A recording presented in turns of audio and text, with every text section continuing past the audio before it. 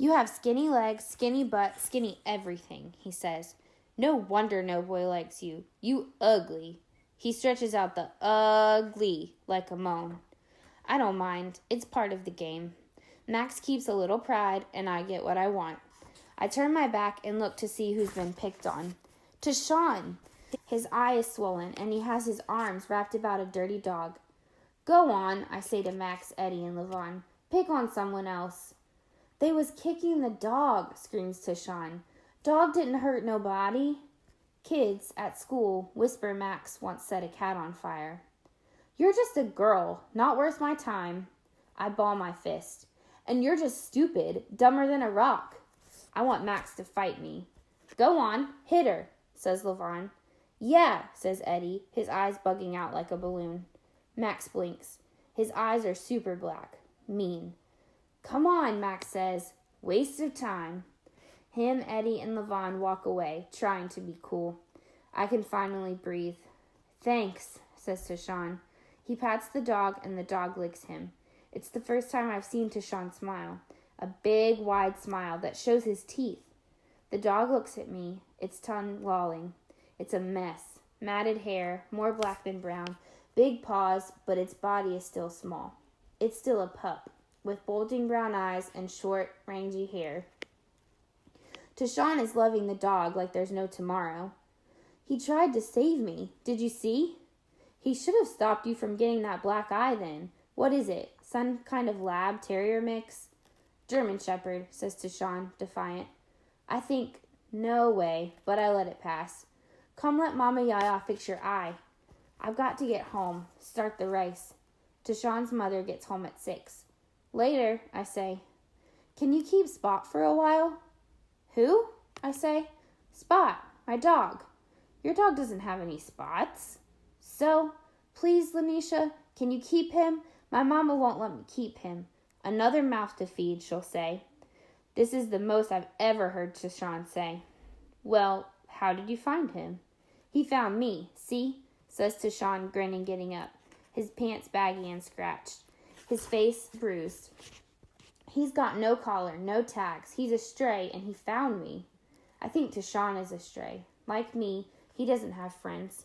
I read books, do homework. Tashawn just walks the neighborhood in his own world, or sits on his porch staring out. Once I saw him trying to make an ant colony, filling a mason jar with dirt. I asked him if he needed help, but he said, no, turning his back to me. So in the neighborhood, I pretty much leave him alone. Please, Lanisha, help me. I know he's not a German Shepherd. I just always wanted one. I look at Tashawn, hard. Really see him. His eyes are brown just like the dog's. He's nice looking. Kind, I think. He has a kind face. He's tiny, though, smaller than most girls. Patting the dog, he seems happy. Seeing Tashawn's feelings on his face, I see him. Please. All right, but Mama Yaya might say we should call the dog catcher. No, she won't. How do you know? I just do. He is one happy boy, and I smile. Then I whistle and call, Come, Spot, and the dog does, trailing beside me, his stump of a tail high. I have seen much prettier dogs, but Spot doesn't seem to mind being ugly. Looky here, says Mama Yaya as we walk through the door. Is that Spot? I am exasperated. I learned that word from my dictionary. Exasperated as in annoyed. Spot lies down at Mama Yaya's feet like he belongs there. I am exasperated, but not surprised. Mama Yaya knows everything. She has the sight, too. She gives both me and Spot a bowl of Hoppin' John. I look around the warm kitchen as we eat. The gas stove, the dinette set, mason jars filled with roots and herbs on the counter. Mama Yaya is humming a sweet tune. Some song from her African past, from another life. Spot is snoring slightly at her feet. When we finish, I do the dishes, watching rainbow bubbles float up from the sink. You know, there's a storm coming, says Mama Yaya as I slip the last clean dish on the rack, my hands dripping with water. There's been nothing on the radio or TV or the news, nothing in the papers. But Mama Yaya knows. By the end of the week. I shrug. We've had storms before. Tashawn's coming too, she says. I'm always still surprised at how Mama Yaya can see people coming before they even get here. Sometimes I think she has more powers than any superhero. There's a rat-a-tat-tat on the screen door. Lanisha, it's me, Tashawn. Spot gets up, wagging his whole body. I look up, drying my hands. Y'all clean that dog before bed, says Mama Yaya. Come on, I say to Tashawn, opening the door, then moving down the steps, around the side of the house. Tashawn pats Spot. I always wanted a dog. I say nothing, just grab the hose and spray Spot and Tashawn both. One shouts, the other howls, both are happy. It is hot and the water is cold. I toss Tashawn a bar of soap and he is scrubbing Spot. I think they both are getting cleaner than they've ever been. Spot licks Tashawn's face and Tashawn grins. Neighbors pass by. Mrs. Watson cries, That is one fine dog, just a pup. Mr. Lincoln, who has a fake left foot, he says his flesh foot is buried in Vietnam, shouts, Wash him once, then twice, 3 times clean. Fleas don't like soap. Mr. D, Mama Yaya's friend, a retired cop, hoots, Who's your new friend, Lanisha? I look around to see who he's talking about. It's Tashawn. Tashawn shakes himself, and when he does it, Spot shakes himself too, spraying water like streamers. Tashawn does it again, so does Spot. A trick already? Exclaims Mr. D. You've got a smart friend, Lanisha. Mr. D waddles away, his belly wiggling like jelly over his belt. I don't tell him Tashawn is our neighbor from across the street. Whoop, whoop, whoop, I scream, holding the hose high then low. Spot barks. Soon him and Tashawn are jumping up and down, trying to escape the water snake. High then low, Spot tries to bite the water.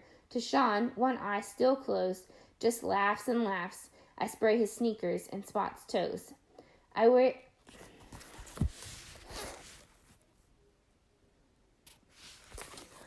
at Rudy and Rodriguez. They live in the blue shotgun house down the block. Rudy calls, Lanisha, spray some here, too. I do, and the 2 grown men laugh like Tashawn, jumping back, yet jumping forward enough to make sure their shirts and hair get wet. Feels good, says Rodriguez, our neighborhood rain machine. He tosses a silver dollar to Tashawn. Buy the dog a bone. Tashawn, his arms spread wide, twirls like an airplane. Spot barks and chases his tail. I lift the hose high. Water falls like a soft summer shower. There is sweetness to this day. I thought this day was going to be ordinary, but it was full of surprises. Andrew, Tashawn, and Spot, and Miss Johnson saying I could be an engineer. I look up and down the street. Most folks are outside. None of the houses have air conditioning. The houses are painted in pastel colors, pink, yellow, blue, and green. A few are white. Only our house is peach. Pastel colors are supposed to be cool, but all of us are sweating just the same. I hear Mama Yaya's TV news floating yakety-yak out the window. A tropical storm is kicking up high waves in the Bahamas. Satellites show the counterclockwise rotation of a developing hurricane. Winds 38 miles per hour. I hear someone blowing a saxophone. I hear some boys hollering for pickup basketball. Others are rapping on the street corner, pretending they are on TV. Girls are playing jacks and double dutch, the older ones sitting on porches, gossiping, braiding each other's hair, and looking at old copies of Essence magazine. Grown-ups are arriving home from work. They seem like kids again, grinning silly. Their wrinkly faces go all smooth once they park their cars or step down from the city bus. Men take off their jackets like they're slipping off backpacks, and women swing their purses like empty lunch boxes. Retired folks walk through the neighborhood trying to be helpful. They scold kids to walk, not run, across the street. I spray Tashawn's big feet. Spot barks. I'm happy. I think this neighborhood is my family, right here, now. Who needs a dumb uptown family?